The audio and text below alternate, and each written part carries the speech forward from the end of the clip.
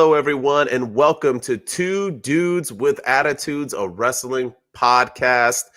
I am Mr. MWO, shooting live from my garage in California once again, being sent here because my kids are way too crazy. Actually, right now, they might be sleeping still, so, it's a Friday, so maybe I'm just trying to give them a break. But as you can see, I got my beach gear behind me. I took down the soccer balls today, so Shooting Star Press was not distracted, and I already said his name, but as always, I'm here with my partner in crime, Mr. SSP Shooting Star Press himself. What's going on, my dude?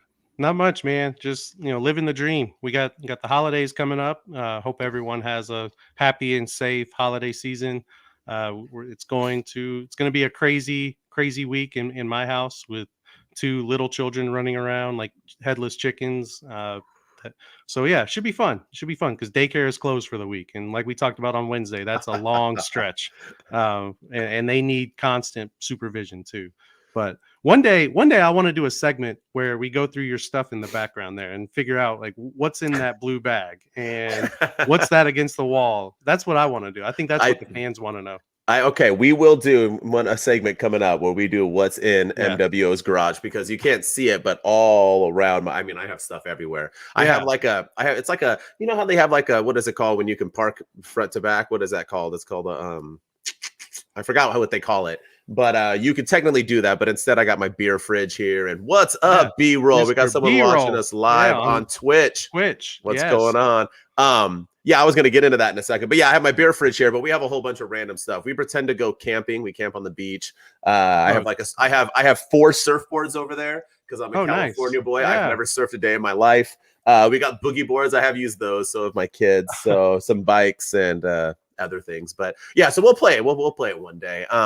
Really quick though, this episode's special to us. We finally have figured out Twitch. We got YouTube thing going on. We are live today officially. So as we are talking and we are doing our wonderful podcast with AEW today, my man SSP is going to be throwing up people's comments and questions on here. So we are going to do questions today. We are going to answer your questions if you got them. We already got about a ton of them from our TikTok account, and we need to turn that garage into a man cave. I am trying to do that with my wife as we speak. So this is where my new studio will be, hopefully. So B-roll, you are correct. And we are going to answer questions on Twitch, on YouTube, at the end, after our segments and so on. We'll try to pop these questions in.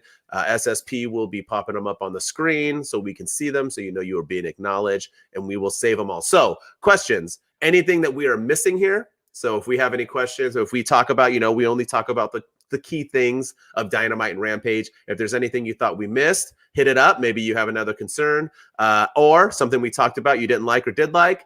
Answer that, follow it up, and we'll answer them at the end. So I think it's time to go, right?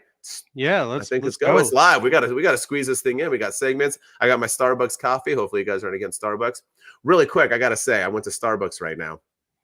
I feel so bad. Some lady cut me off in the drive-thru, right? I didn't care, whatever. I go in, I pull up and the guy says, "Hey, just so you know, the lady behind you paid for your thing." She said she cut you off and she felt bad. And I said, "Wow, that's so nice. So nice." Yes, B-roll, you would sleep in this garage. No, I have a guest room. You would sleep in the guest room unless you're going to rob me. Maybe I will keep you in the garage. I have to trust you first. But so the guy says, "Hey, the lady behind paid for you." And I was like, "Oh, shoot, is this like one of these things? Where you got to like pay down, how you do, you pay for it or whatever, the person behind you." So I was like, "Okay, should I pay for the person behind me?" He goes, No. She just did it because she cut you off. It's not like that." And I said, "Okay, well, at least let me do it because I didn't pay." Well, I use a Starbucks card, right? That I load up. I don't even bring my wallet when I drive. Starbucks is literally like 1 second away from my house. I just turn around and there it is. So I go, "How much is it?" And the guy's like, "Oh, it was $18." And I had like 13 on my Starbucks card. So I looked and I go, oh, I don't have enough. Sorry. And he's like, "Oh," and the guy was like, "Oh, well, it's fine." So then he like guilt tripped me and he gives me my drinks and I put in my car. And then afterwards I go, I literally could have uploaded more money onto my card if I really, truly wanted to pay for them. So if you're out there, I'm sorry I did not pay for the person behind me. I will not sleep tonight because of it. So tomorrow when I get my Starbucks, I guarantee you I will pay for the person behind me. I feel like a D. Am I a D, SSP? Is that rude not to pay it down? No, if you didn't have you didn't know what the amount was going to be. You probably thought it was one drink. Like what was $18 at Starbucks? It was What a did they big get? truck. I don't know. They Oh my probably got a gosh. my Yeah. my bill was like 7 and I was like, "Ooh, I only got like 13 on my thing." But I could have uploaded another 10 bucks. I didn't need my wallet to do that. So that's what I'm getting at. I should have just done that, but I wasn't thinking on the spot. I was just No, yeah, I don't think so. I think, you'll take care of it tomorrow. I believe in shopping cart karma too, where Mhm. I may not put the cart away right away because I have children that I don't want to leave in the hot car unattended or anything like that. So I may be that guy that leaves the cart in the parking spot, or maybe just for timing purposes. So the Uh-huh. next day I'll go put two away. Just to do my part, to put the cart that I meant to put away yesterday. So You're and to that put the guy. one, yeah, You're sometimes, that some, guy. not all the time, not all the time. I try to park right next to the cart return if Uh-huh. I can, just so it's right there. But a lot of times, if I have to go all the way across the parking lot to do it, and I've got my two small children with me, I'm like, Oh, and you're all by oh, yourself? Yeah. yeah, and That I'm by makes sense. myself. Yeah, Yeah. I'm by myself. I'm like, I don't want to carry these things. I don't want to carry these little demons all the way across the parking lot, and then I don't want to leave them in the car. So what's a man gonna do? Right, right. And a ton of wrestling belts. I wish, Mr. B-roll. I don't got that kind of bank account, but yeah, we'll Yeah, get there. And I'm assuming you're talking about my hat. So yeah, that's right. definitely not Scissor me, mine. B-roll. Scissor me. Mine is Western Carolina football, the only team that I support that had a winning record this year. So Hey, right sw- on. Right switched up on. the Broncos hat. It's about time because Yeah, when they were. you suck worse than my Rams, you should stop Oh wearing that yeah, hat. they're terrible. They're Hmm. terrible. Hmm. And Hambone is here.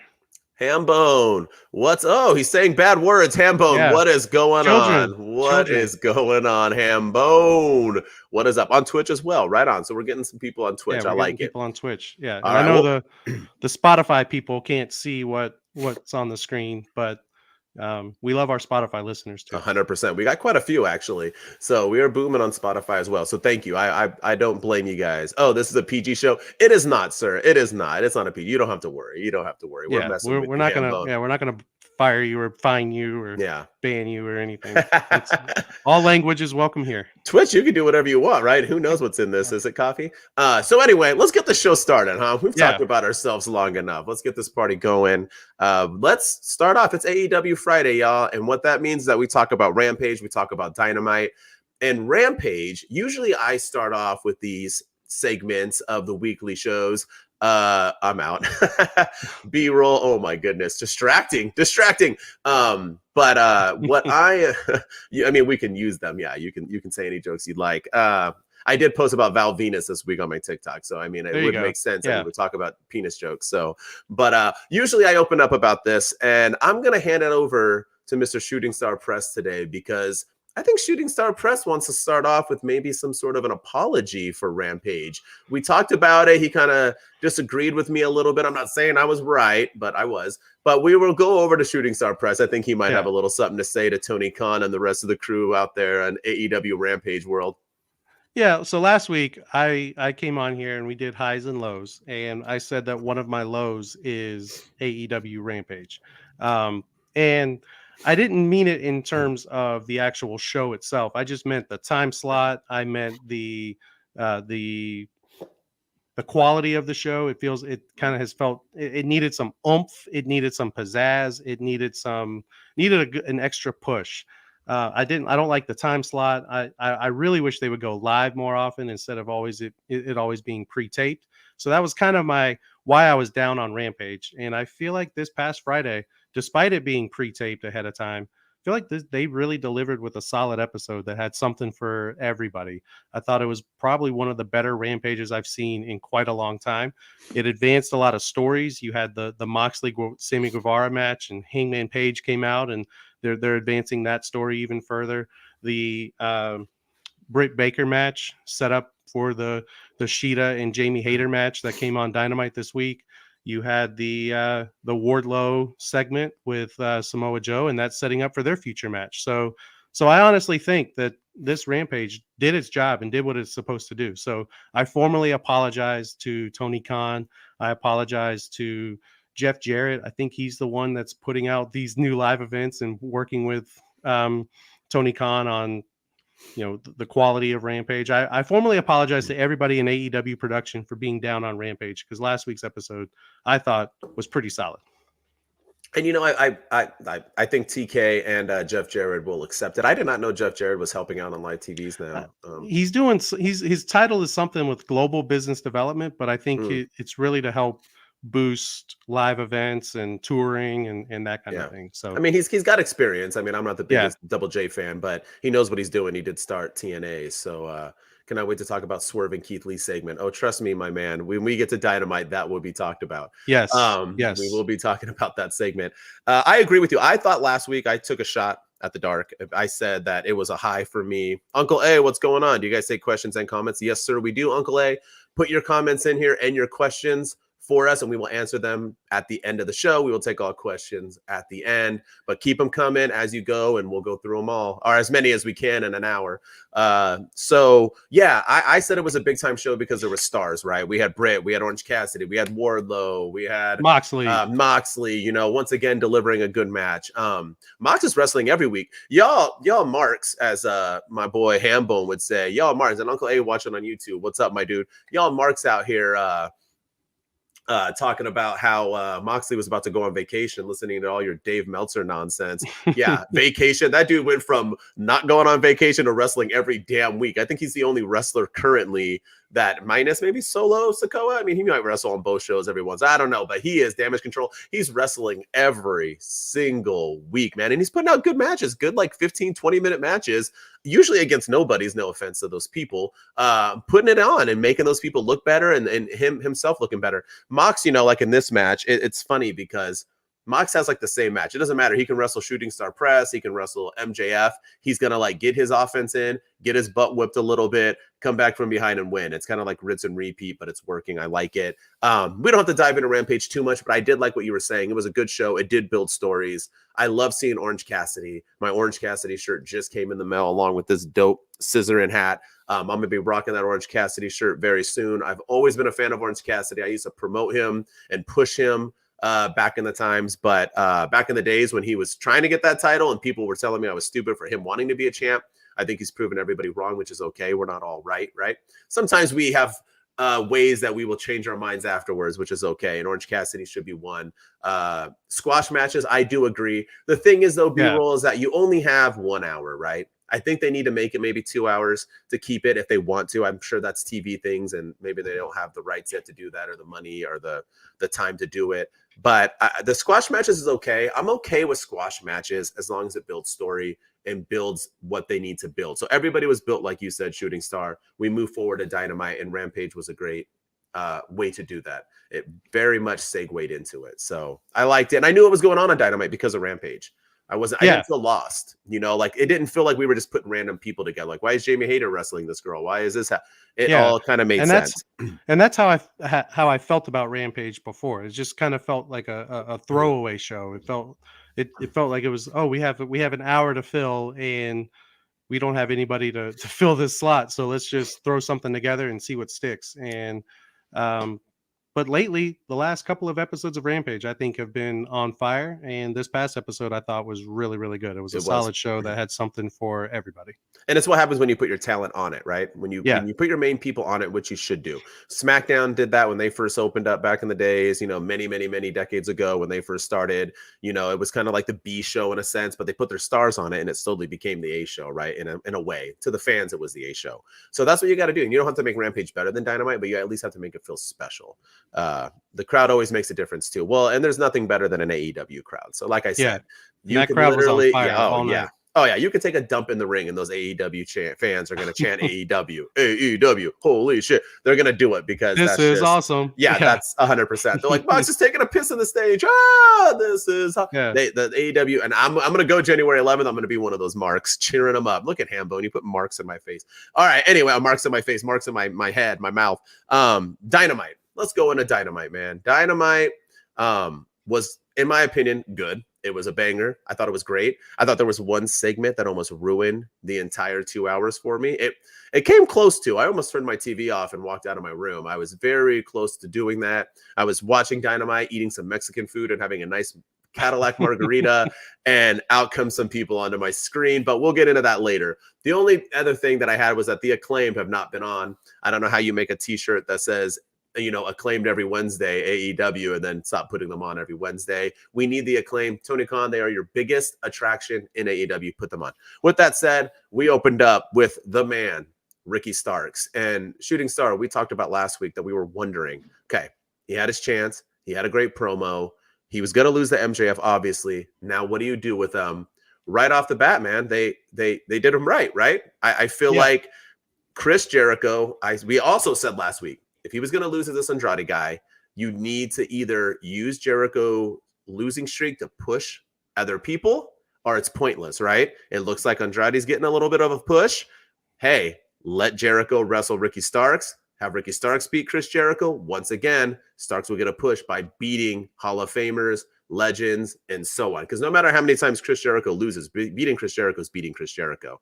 It doesn't matter. He can lose 80 times in a row. If you beat Chris Jericho, you're a name. That's on your resume forever. So Starks came out hard, man. I want to say before I let you take over is that my two favorite lines he had, because he delivered. I thought this promo was better than his MJF one. People love the MJF one. I thought it was good, but this one I thought was better. The Jobber Appreciation Society had me laughing out loud. I legit laughed out loud. I LOL'd, as the kids say nowadays. Jobber Appreciation, and especially Jericho's reaction when he said it. He was pissed. Like, he was not okay with being called a jobber. I don't even know if that was real or not. It looked like it was off the cuff, but we'll see. And then the single father on his fifth divorce with his open shirt. That was pretty damn funny, calling him a single father on his fifth divorce. Funny stuff from Ricky Starks. I'm looking forward to their match on January 4th. It'll obviously be phenomenal. What say you, Shooting Star? Yeah, I think Ricky Starks is someone who is starting to come into his own. He's starting to find his element a little bit in AEW, especially on the mic. I've always thought he was damn good in the ring, but on the mic, he's really starting to come into his own. And Uncle A, I agree. I like the jazz holes comment as well. That was something that made me LOL myself. So yeah, I thought his promo this week, Ricky Starks, was way better than the one he had with MJF, and the one that he had with MJF was really, really awesome. So Ricky Starks, to me, he's a star in the making, and I hope that he continues this momentum. I hope that Jericho comes in and does his job and puts him over, and I hope they have a good series of matches too. I don't want it to just be a one and done. I want it to be a series of matches with Jericho, and then he eventually gets his title shot again against MJF. That's ultimately what I want to see. Mm-hmm. And I like too that it's January 4th, that they're not doing it. Jericho is the greatest of all time.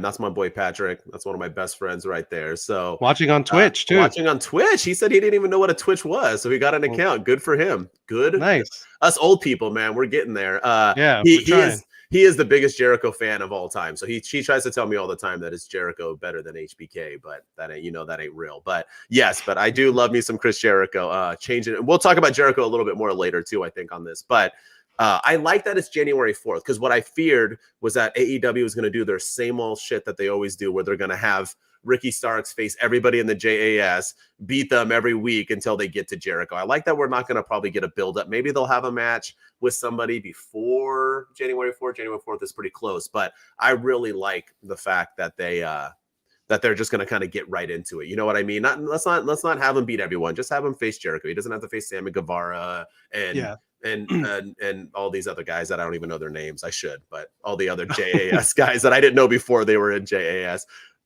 So yeah, and Uncle A asks if we think that they're trying to have Ricky Starks mirror The Rock, and I can kind of see it. I can kind of see a younger Rock when he was just starting off, with his, especially with the way he dresses. I think his promo is a little bit different than The Rock, but I think they're maybe they are trying to make him The Rock 2.0.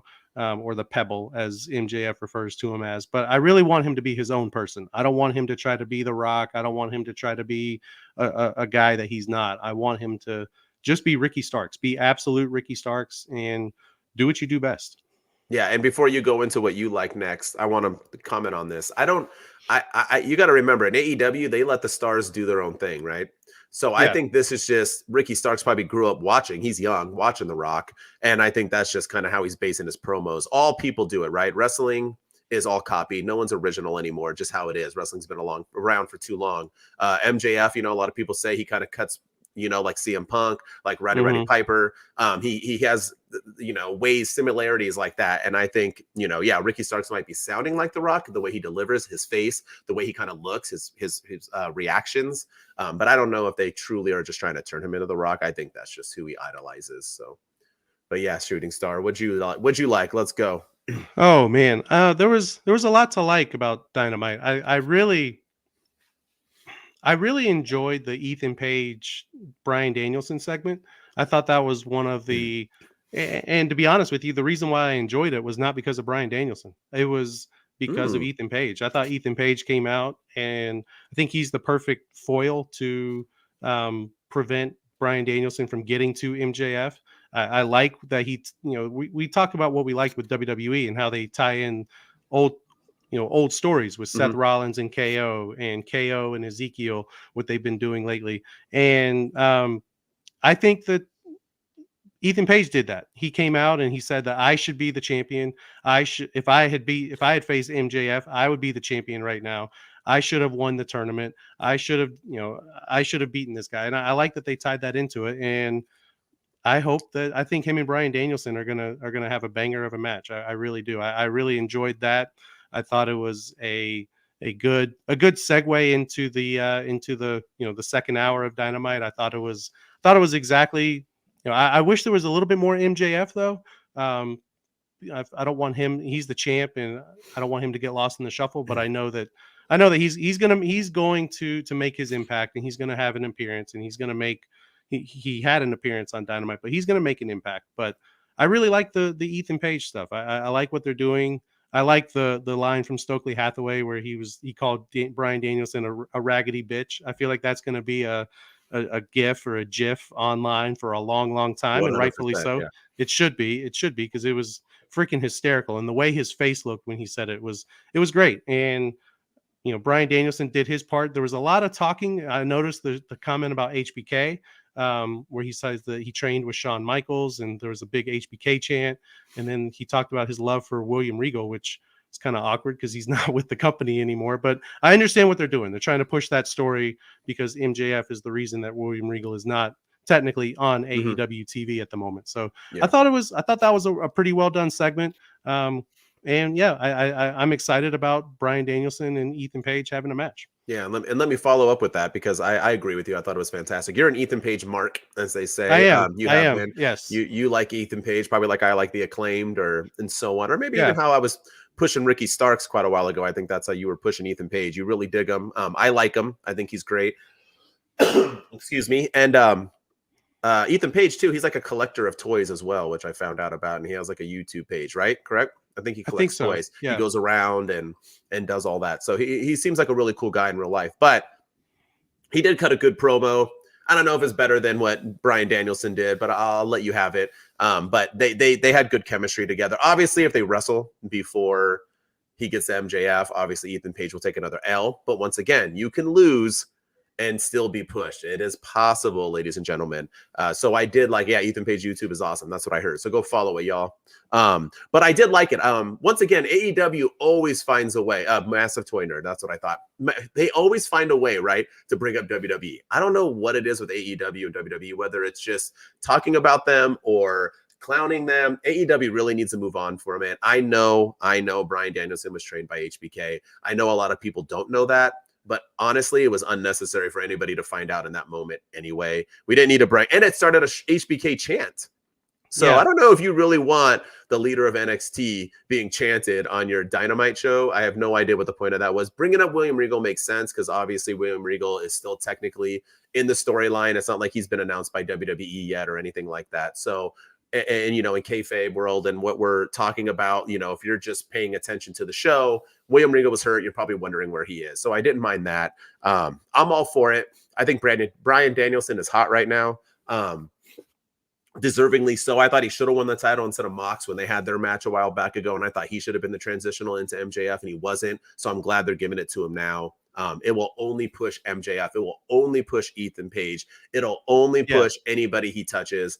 I'm loving it. I'm all for it. I love the lines, like you said. That raggedy bitch line was awesome. The vegetarian ones were, I forgot what he said, something about being make you a vegetable. I'll make you a vegetable. It was all good stuff. Everything was good. It was, I mean, the promos on AEW, like I said, AEW was good stuff. But they did have a couple bad ones, and I want to bring them up to you. I'll bring them up both, and then we'll fade it over to you and see what our people who are listening think. Number one, I've been saying this forever. I'm done with Elite versus Death Triangle.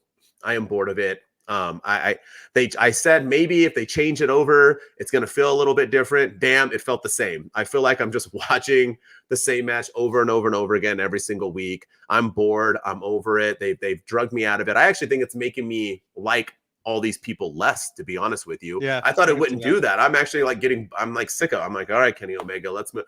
I'm over it. It's going to be the best of 7 at the event that I'm going to be at. So I'm excited for that, I guess, just to get a conclusion. But dang, man, it didn't even feel like a real no holds bar. I don't know. It didn't do it for me. I'm bored. I want to move on. You can't have the same 7 people wrestle over and over and over. Patrick is saying that match 7 will be the match of the year. Bet on it.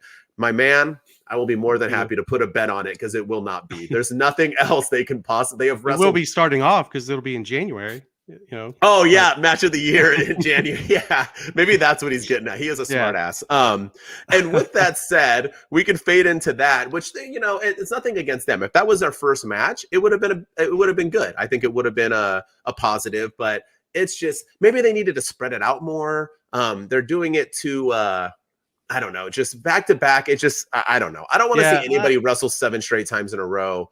Do you want to comment on that before I get to the second awful? Go ahead. I agree. I thought this one would be a little bit different because of the weapons being allowed now and all that. But you're right. I do wish that they would have had other things going on in between, and then they do match 2 at Winter is Coming, and then they're feuding with somebody else on Dynamite, and then match like spread it out a little bit. But yeah, I think that I will say Kenny Omega is moving better and better every match. He's in. Based on where he was before All Out, where he looked stiff as a board and he looked like he could barely move, to where he is now, I am happy to see that he looks fully healthy again. So I'm hoping for a big 2023 from Kenny Omega, because we had a good 2021 with Kenny Omega, and we didn't get much from him in 2022 because of all of his injuries. And so I'm hoping for the 2023 is a good year for him. But other than that, yeah, I'm ready for this series to be done. Same. And he actually was very smart too, because he's looking jacked. He's been coming out with the shirt off. This match, he was like, nah, I'm gonna leave my shirt on because I don't want this barbed wire to actually touch my skin. I'm gonna have it touch my shirt. I saw that, Kenny Omega. I saw that. It was a smart move. What if Death Triangle wins match 6 and the series over? That ain't happening, B-roll.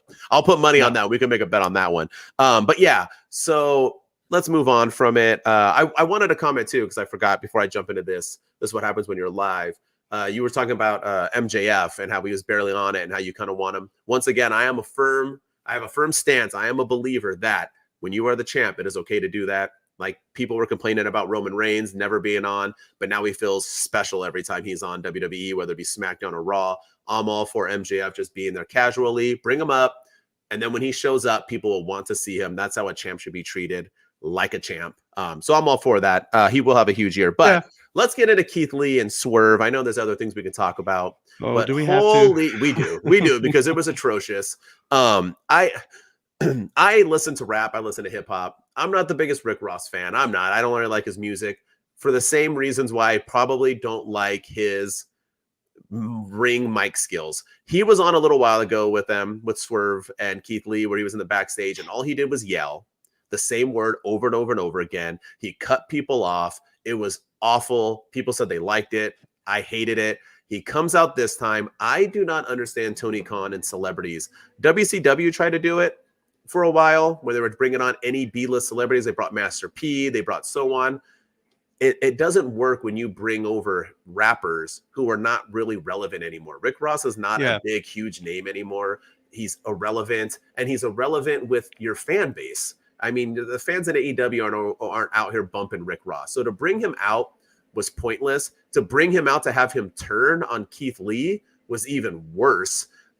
Basically, he just yelled into the mic, cut off Keith Lee. I really feel like Keith Lee had more to say. I felt like they were trying to have a conversation, and I think Rick Ross ruined it. I think with him constantly jumping in and cutting it off, it's official. It's official. It was official. Yeah, exactly. And I think official. they forgot what they were saying and they just moved on. Yeah. Then to make it even worse, AEW has now become the kings of debuting people that nobody knows. They did it with that guy who ripped off his mask that one time to No Cheers. They did it when that big tall guy who had a hip hop video with Jeff Jarrett this week came out and nobody gave two rats. Tony Khan, you don't always have to make everybody come out as an appearance. It is awful. Swerve and two random white dudes. Yes, sir. That was bad. The logo is dope. I like Swerve having a crew. The name is cool. But you can't just have some random guys in your crew and you're hoping that you're going to get pushed after Rick Ross just ruined your segment. That almost killed the whole vibe. Dynamite was an A+ show. That show brought it down to a C. You heard me. That's how bad that segment was. It was atrocious. If you liked it, good for you. More power to you. We all have our own opinions and likes in wrestling, but that it was not for me. And I could talk about it forever, but we only got 30 more minutes. I don't feel like talking about how awful this was all day. Oh, it was absolutely horrible. And to me, it took the wind out of my sail. I didn't want to watch Dynamite anymore after that. I wanted to turn it off. But because I host a podcast, I had to power through and suffer through the rest of it. It's our job. Yeah. And it was just a miserable segment. I normally try to give AEW the benefit of the doubt during these kinds of things. But this, I can't get behind it. I don't even know who were those two guys. I know one of them was Parker Bordeaux, but why why do I care? And who's the tattooed guy? I know apparently he played for the Tampa Bay Rays and he played for my Durham Bulls here in North Carolina as the AAA affiliate, but okay. Like who is he? Who is he and why is he there? What has he been doing? AEW is supposed to be for the hardcore fan. And if the hardcore fan doesn't know who these people are, then you got a problem. And to me, I thought Dynamite was a tale of 2 hours. I thought the first hour was great. And the second hour snowballed completely. And that segment was a huge reason as to why. And that women's match that closed out the show, I thought was really good, but I just couldn't get into it because of the crappy segment before. I agree with you. It literally did take me out. I like B-roll said that's the worst segment he's ever seen. And I've seen some bad segments. I've been doing now on my TikTok, if y'all don't follow it on My Wrestling Opinion, WWE did what? And I've been talking about some pretty atrocious segments like, Mae Young's hand baby and Val Venus having his wiener chopped off. And this is like it was just annoying and it was bad. And this is why Tony Khan and the AEW crew should not give full range to everybody. Rick Ross should have been told, this is what you're doing. You're going to come out, introduce him, then you're going to shut up and stand there while they do their thing. Then you can turn on him, because he did turn on him. He joined them afterwards, but he didn't even hit him or do. It was just everything just fell flat. Even Swerve saying, you need to watch your health and you need to watch your back. There was probably a good 10 to 15 seconds before he came in. Somebody ever came into the ring. And it's just like, and Keith Lee's just standing there, just looking up like, oh, what did he mean by I need to watch my back? Like, turn around. Well, and Rick Ross even was looking like, huh? And there was nobody there. He was feeding off of what he was. It felt thrown together. It felt rushed. It felt it was poorly executed. Probably it may be one of the worst segments I've ever seen, for sure. Oh yeah, it was terrible. That was another one that Tony Khan probably wants back. But we can't end our weekly review on a low note, right? There's got to be another high. You have another high for us? I think the women's match was really good. It was probably one of the better women's matches that AEW has put together. I just had a hard time getting into it because of that segment right before it. Maybe if that segment was in the first hour and they had maybe done the Bryan Danielson segment to start the second hour, I think maybe that would have given the fans some more pizzazz. But even then, I think the crowd wasn't necessarily as into it as they should have been. But that was a damn good match between Hayter and Shida on Hell yeah, it was the show. And Hater's a star, man. And not only is she Yeah. like perfect and gorgeous, but she can just go once again. I know I say that all the time, like you have to be hot and good in the ring, but it helps, right, to have both. But Yeah. it was awesome on its own. I agree, Patrick. It was a Yeah. banger. Hater can go. The only thing that I'm, curious with Hater right now is that she still feels second fiddle. I know that's what she's supposed to feel like because she's teamed up with Britt Baker. I do think it was weird. You don't see that a lot in wrestling, right? Where the protege becomes the champ and they stay together. Usually they break up right away after the first match. They'll turn. They're keeping it going, which it just feels kind of weird because even if you're obviously probably going to get to her and Britt at some point, it still feels like they're not, and she feels like second fiddle. I mean, when Britt's out there, Britt walks in the middle, Britt's standing there. When Britt's there, people are paying attention to Britt. I think it is taken away from Hater not having them split up already. Maybe I'm wrong. Maybe that's just my vibe, but I think Hater is a star without Britt, as I think Britt's a star without Hater. I think they need to split up. HBK Diesel, yeah, and that's the vibe, right? But what happened? They broke up pretty quickly. HBK and Diesel, when Diesel became champ, did not hang out. Two dudes with attitudes. That's the broke podcast. Up fairly quickly. Let's go. Uh-oh. That they, yeah. Shooting star. Once you become way bigger than me, I'm gonna have to kick you through a mirror. They split when Diesel was champ, right? They did. As soon as he became champ, Sean was like, "Oh, good for you," and super kick, right? That's what I thought they were gonna do with them, but they're keeping them. I just think it's hurting Hater more than it is. I mean, obviously the payoff will be worth it, but as of now, I think it's hurting them. It's not taken away from it, just because I think Jamie Hater is that damn good. I really do. I also, there was another good one. I thought I liked the Guns defeating FTR, and I know we have some FTR fans and maybe not some Gun fans out there, but good for FTR to job and to take the pin to the Guns. The Guns are an up and coming tag team. AEW needs more tag teams. The Guns, I mean, they look good, man. I think they're good. I think they're better than what people think they are. I liked their feud with the Acclaim. I'm really digging them. I thought it was a huge win for them. But with that said, Shooting Star, I'm going to ask you this. Is this the end of FTR? Are they moving on? And I know we're not dirt sheet people, so I'm not going to spread it or say what I think it is, or that it's a fact. But in your heart, are you thinking they lost their belts? They're now losing to the Gun Clubs or the Guns, whatever they're called now. Do you think that FTR is moving on to WWE and ready to end their career on that note? I don't know. Wrestling 101 would say yes, that's why they're losing these matches. That's why they're on this losing streak. That's why they drop their titles. But I also feel like the FTR is super smart, and they're pretty aware of what's going on. And the returns that have gone on at WWE have not been all that great. Mm-hmm. There has not really, other than Bray Wyatt, and even that's dragging out a little bit. There really has not been a big return, and there are dirt sheets. There is dirt sheet speculation that Triple H is underwhelmed with a lot of these recent returns. And maybe people are seeing that and starting to say that, okay, maybe the grass isn't necessarily greener over there. Do I think they're done in AEW? I could see them being done in AEW, and maybe they go to the independent scene for a little bit. Maybe they go to New Japan. Maybe they go somewhere else. I don't know if they'll go to WWE. And are they going to be the one to dethrone the Usos? Are they going to be willing to get in line behind them in WWE? I don't know. I see them being done with AEW, but I can't see them in WWE right now.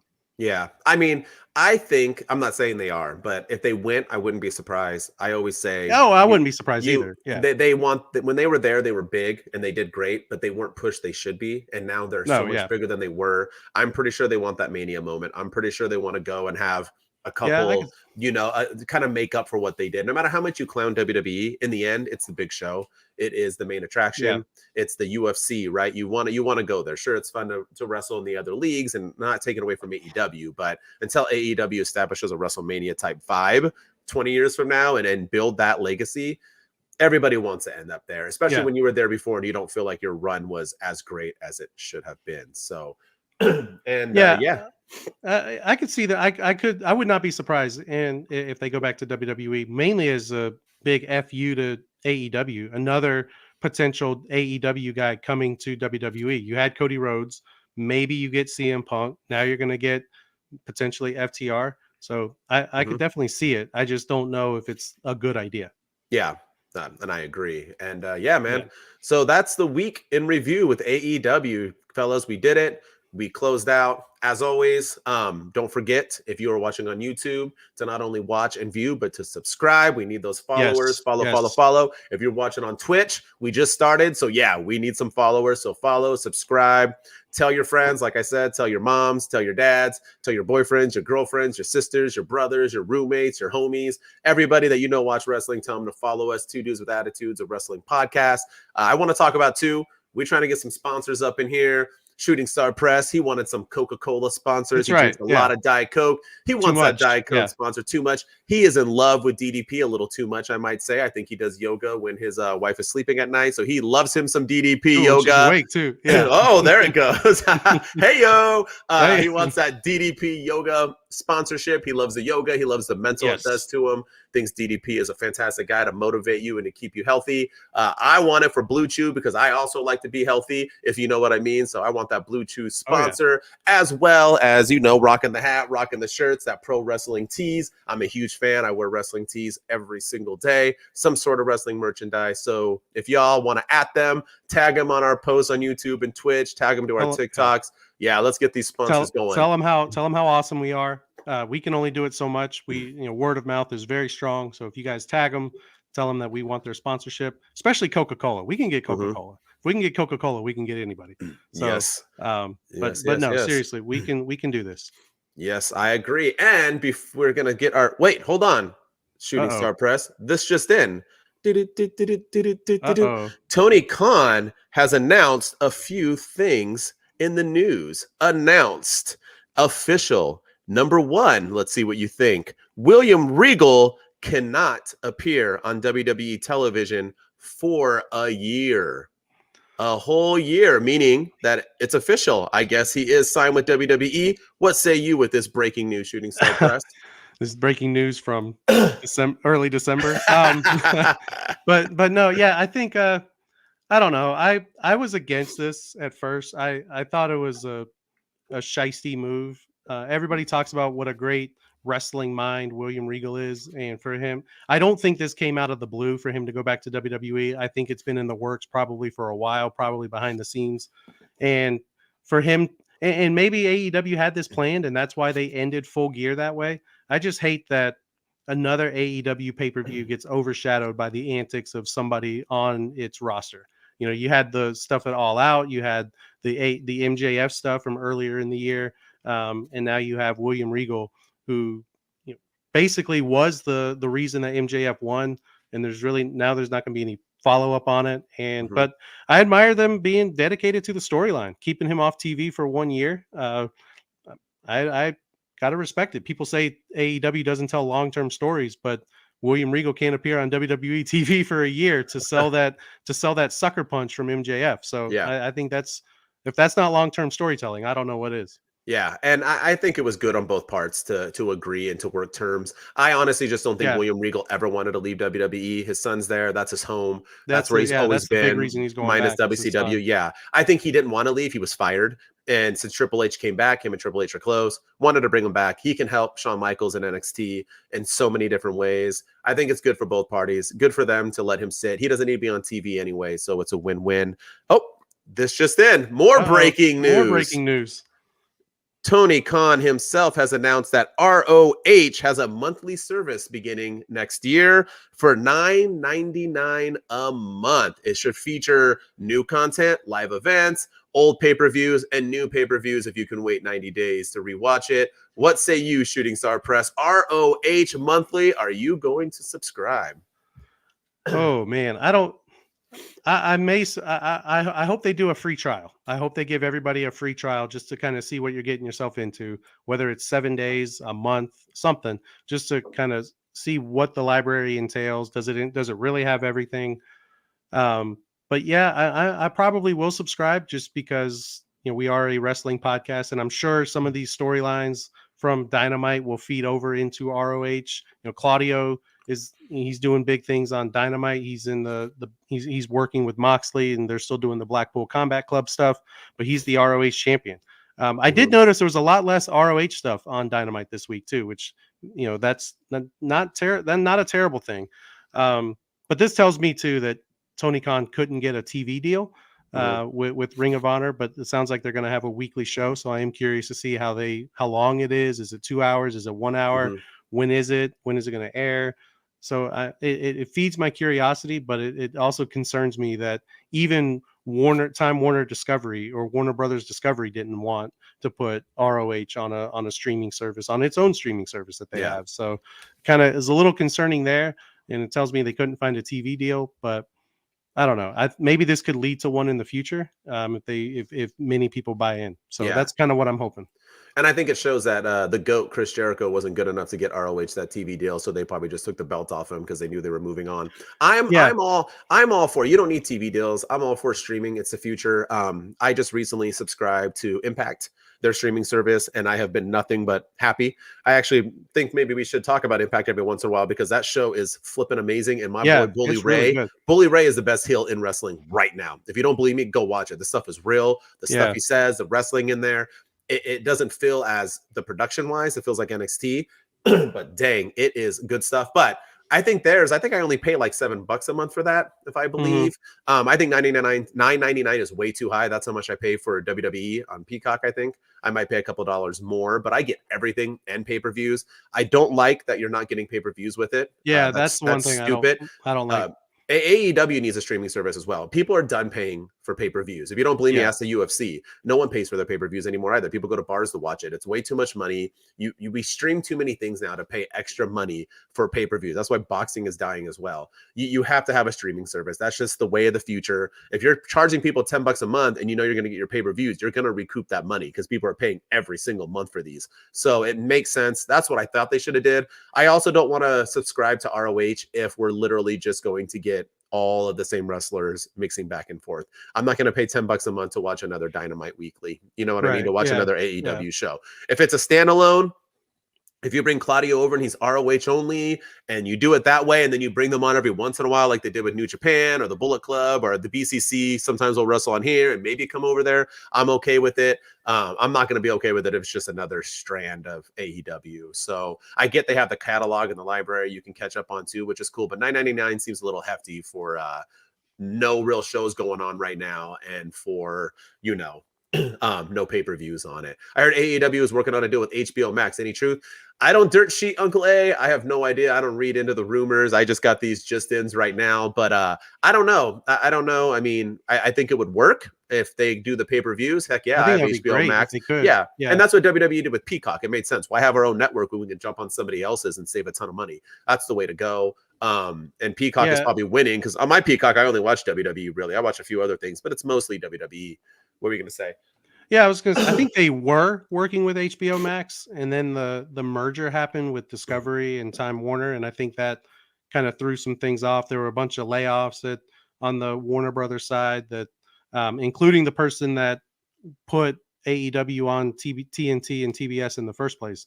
That person was, let go, and so I don't know if they still are working on a deal. I haven't really heard much about it, but I know they were at one point. But I don't know what's going on with it now. All right. And we got 12 minutes left. So I think it's time to move on to our segment. And we're going to have to, probably do this a little quicker than we normally should. Because we said we keep it an hour. Let's keep it an hour. But it is question time with MWO and SSP. There you go. We adding it in. We got questions. Shooting Star is going to answer or throw them out, and we're going to try to answer them as quickly as we can in the most detail we can. We got 12 minutes, y'all. Let's do this. All right. We got Mr. B-Roll in the chat. He's dying to ask a question to us. And so all right. Here is his question. MWO, how do you feel about being able to be there live when Sasha Banks or Mercedes shows up in AEW to tag with Saraya? All right, Dave Meltzer. I like it. I like that question, B-Roll. So honestly, if that does happen, holy cow, will I mark out. I do love me some Sasha Banks. I've given her grief in the past because I don't feel like she's a team player. And I think when she gets upset with things, she quits instead of sticking through it. But to each its own. I'm not a professional wrestler. I don't know how it is to do that. But yes, if Sasha Banks comes out, if her name's Mercedes, whatever she's going to run with now, I think I will mark out big time. And I do think really quick that they need a Sasha Banks to team up with her because Saraya came out again this week, and her match was awful with Britt Baker. I'm sorry to tell you. She looked afraid. She looked scared because of her neck. I don't think she's fully healed. She looked stiff. And when she ran out this week, she ran out like a board, and her moves were very stiff. And she just looks like she does not want to be in there right now. She's going to need somebody to carry her. That's not a knock on Saraya, because I don't know what it's like to have a career-ending neck injury and then to have to come back and wrestle. I think I would be nervous and afraid as well. I'm not blaming her for that. I'm just saying she'll need someone to help carry her. So yes, B-roll, I'm all about that. I'm excited if it does happen. And man, it probably will, because the last time Dynamite had the best episode ever, it was at the Forum. I'm thinking we'll have the second best episode at the Forum again. Yeah, it would be a shocking moment for sure, because there's been a lot of speculation about where Sasha Banks is going to end up, and will she come back to WWE? And if WWE is going to try to take AEW people, it's only fair game that they get Sasha Banks. And I think it could be good. I think that women's division needs a good boost, and I think Saraya being over there is a big boost for them.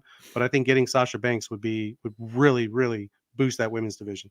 She might be top 5 all time women. So, I mean, that's debatable either way, but I mean, getting her is a huge win. Yes. Yeah. And so we'll go to the TikTok too, because I posted a video yesterday telling people to ask some questions. So, official MK63, we already answered this, but we'll give them an answer. But how do you feel about Swerve's new faction? I like the name. I think it's a cool name and it's something different, but it just doesn't. I think it's a random thing, and it doesn't seem to fit. You have Swerve and then 2 random dudes with tattoos all over them. Yeah. And is Rick Ross the manager? Is he part of the crew? Is he going to be there? Is he going to be there every week? I hope not. I hope Tony Khan's watching this, because I know he does watch our podcast for sure. So hopefully when he's viewing in, he decides to throw that away. I like the name too. I like the logo. I like that Swerve can be a leader of a crew. Everything else about it, I hate it. I'm not giving up on it. Hopefully they can turn it around, but he'll need somebody else in there. He needed a big name. I get that he's not a big name. Maybe they didn't want him overlooked, but I'm not feeling it at the moment. It was not good. The wrestling chick, one of my favorite people that follows me on the TikTok. Who do you think will beat Jade Cargill for the title? I've been saying this since day one. It's going to be Dr. Britt Baker, DMD. It has to be. She owns AEW's women division. And if they do bring back Sasha Banks with her, Jamie Hayter probably beating her, Britt's going to need something to do. Why not have Britt turn around and say, you know what? I need something to do. I want you, Jade Cargill. And I mean, I think that'll push Jade Cargill win or lose. So I'm all for Britt Baker being that person. And by the way, I love Jade Cargill. What say you? I think it depends if they get Sasha Banks or Mercedes. I could see her being the one to take the belt. I think they should have a long rivalry. Don't just end it in one match, one title shot. Have it drag out a little bit, and then have if there is any truth in Sasha Banks, I don't know what to call her, Mercedes, Sasha. Yeah. But bring if she's coming over on a permanent deal, full-time deal with AEW, why not have her be the one to dethrone Jade Cargill? And whoever beats Jade, I mean, because she's so big and she's so muscular and she's such a goddess that it has to be believable. So if it is a Sasha Banks, that makes sense because she's little, but she's so over that you can believe it. That's why I said Britt Baker as well, because Britt Baker is big in her own right. She is a pretty tall and, framed girl. So I think if she beat Jade Cargill as well, you're not like, that's impossible. You could believe it. So yeah. Either one. All right. All right. And then Miss Heel Ziggler on TikTok has asked, what do we see AEW doing with Darkhausen or Evil Danhausen? Man, so that's a good question, because I was curious. He did his thing, right? I think it was at the pay-per-view. He came out, dropped like teeth in someone's mouth and had some fun, and he would look like he was very evil now and not a comedian. And I don't know what happened to him. Now he just hangs out with Orange Cassidy, and it looks like he's a comedy gimmick again. He interrupted Mark Henry a couple times during the, it's time segment and stuff like that. So I don't know if AEW does that a lot, where they like start something and then just kind of pretend like it never happened, like it's Vince McMahon. But if they are going to push it, I'm all for it.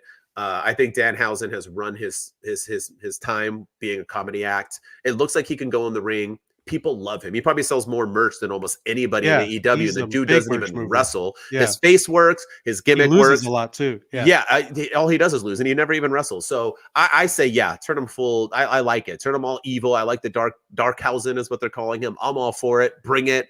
But they need to get him away from Orange Cassidy if they're going to do that. yeah, I think so. I think they need to get him away from Orange Cassidy and get him in the ring. I want to see him more in the ring and get him away from groups in general. Let's see how dark can he get? How evil Mhm. can he be? I know his whole thing is putting curses on people. Put some curses on some of the bigger names and get out there and get in the ring and let's see what you can do. But I'm all for it. I'm all for a change in his character with Danhausen because I like Danhausen. I just want him to. I'm all about it. I'm all about his character Yeah. change. Yeah, I think it's needed too. let's do some Papa Shango stuff, right? Let's have them come out and curse them and have oil coming down their faces, and then like, oh, let's go hard. Yeah, Split personality, Hausen. Okay, yeah, I'm all yeah. about that too. Especially with Bray Wyatt having potential split personalities in WWE. Yeah, Let's yeah. counteract that with make it a comedy gimmick with Danhausen. I think that would be spectacular. I would be all for that. I'd be all for Orange Hausen, Dark Hausen, Yeah. Comedy Hausen. I don't know, FTR Hausen. He can come out as he can be Valvitas Hausen. I'm all for it. He could do whatever he wants. I think split personalities would be great too, Oh, I for think it'd sure, be funny. for sure. And then wrestling guy, our boy wrestling Our guy number one fan. on Yeah. TikTok. Yeah. Do you think Britt Baker will eventually turn on Jamie Hayter?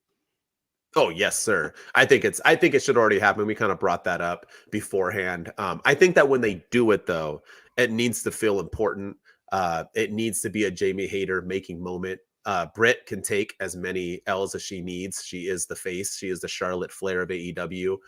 I think she needs to get a nice clean butt whipping. B-roll, you are, but I don't know. You and wrestling guy might have to It's a wrestle it out. yeah. It's pretty close. It's pretty close. And now my boy Patrick's even jumping in. So, I already bought a shirt saying I was. Oh, shoot. All right. That you're the number one fan? I'm the Yeah. number one fan. Thank you very much. Look, I Everyone like that. We got people fighting to be our number one. that's right. We're going to have We groupies.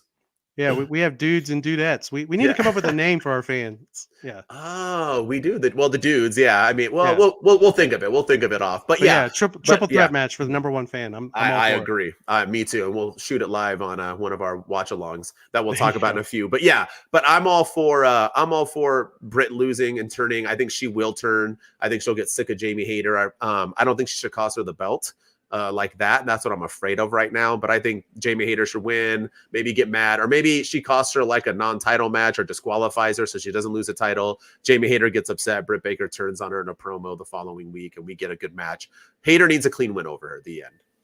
Yeah, I think the women's division needs a push, needs a boost. You have Saraya, you have Britt Baker, may have Sasha Banks coming in. You still have Jade Cargill doing her thing. But I think if Britt Baker were to turn on Jamie Hayter, you could have that could be a solid feud there. You could bring Saraya into it somehow, sprinkle her into it. What role does she play? And then you have the Jade Cargill potentially losing to Sasha Banks or whoever. I think that could give the women's division a big push in AEW, and I think that's what it needs. So I'm all for Britt Baker, but do it slowly. Do a slow turn. Don't do it right away. Slow build. Make people question. Similar to what they're doing with the Bloodline in WWE, is can Sami Zayn be trusted? Can Sami Zayn be trusted? Kind of do something a little similar to that with Jamie Hayter and Britt Baker. Can they trust each other? Can they get on the same page? Can they work together? And then eventually build to that moment where Britt Baker turns on her or Jamie Hayter turns on Britt Baker. Yeah, for sure. All right. I think we should close it up now. I think we should end this off. I want to say thank you to everyone who watched us live. Is there anything else you want to pop up while we're doing this? We got a couple more from Mr. B-Roll. What if Jade vacates the TBS title to go for the world title?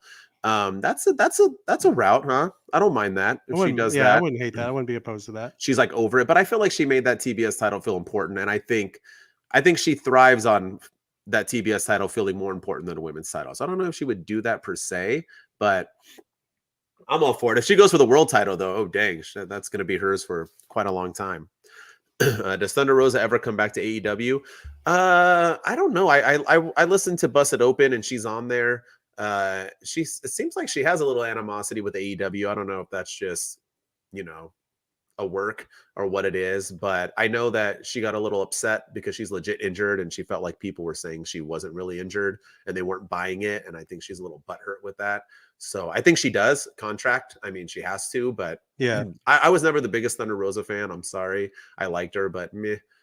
So That's how I felt. I never really got behind her. She just didn't really do it for me.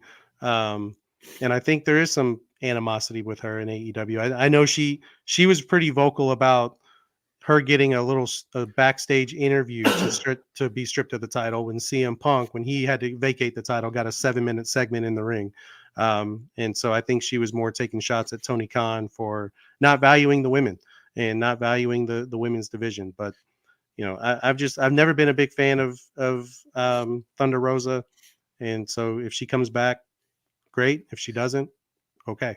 I'll defend her on that though, because that was a joke. It I don't was. care. It I don't was. care what Yeah. champion you are. IC title, US title, TBS, TNT. If you're vacating a title, you deserve a promo for at least 2 minutes. They could have came to her already in the ring. She Yeah, didn't have to, if it was time constraint. That was a slap in the face. So I agree. yeah. I didn't agree with how they did it either, but I do think there is legit animosity between her and AEW for sure, and I think that's a huge reason as to why.